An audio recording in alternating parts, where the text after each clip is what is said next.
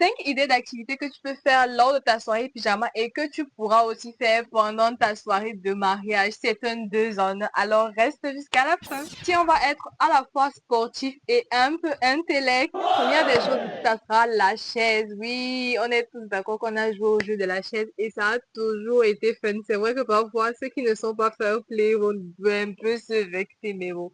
C'est le jeu. Vous allez classer les chaises en fonction du nombre de personnes, n'est-ce pas? Si vous êtes trop nombreux, vous allez devoir éliminer 2-2. Mais si vous n'êtes pas assez nombreux, vous pouvez éliminer 1-1. À chaque fois qu'on va mettre la musique, 1, 2, 3, on arrête la musique et vous devez être assis. Si vous n'êtes pas assis sur la chaise, vous êtes éliminé. Cette idée est aussi valable pour les mariages, soirées de mariage et autres, si vous voulez vraiment faire participer vos invités. La deuxième activité ici, il s'agira de ramener un objet particulier dans la salle. On peut dire ramène un téléphone Choronko. Pour ceux qui ne comprennent pas, c'est un téléphone qui n'est pas un smartphone, quoi, genre un téléphone avec bouton. Ramène une paire de chaussures pour femmes, une paire de chaussures pour hommes, dépendamment de ce qui peut être disponible dans la salle ou alors dans votre maison. Il s'agit uniquement de la pyjama party. Vous pouvez même faire ramener des choses qui sont dans le jardin. Ça sera encore plus cool, surtout si c'est la nuit.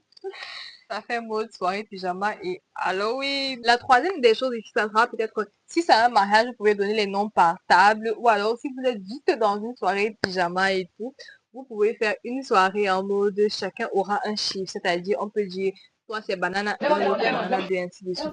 Et il faudrait que je puisse dire banana 1 et banana 1 sache que c'est à lui que je suis en train de parler. S'il ne se rappelle pas, il a perdu. La quatrième des choses, ça sera quelque chose de beaucoup plus ludique. C'est-à-dire, vous pouvez, si vous êtes au mariage, choisir un petit groupe de personnes, ou alors si vous êtes à la soirée pyjama, tout le monde peut participer. Vous allez peut-être dire information.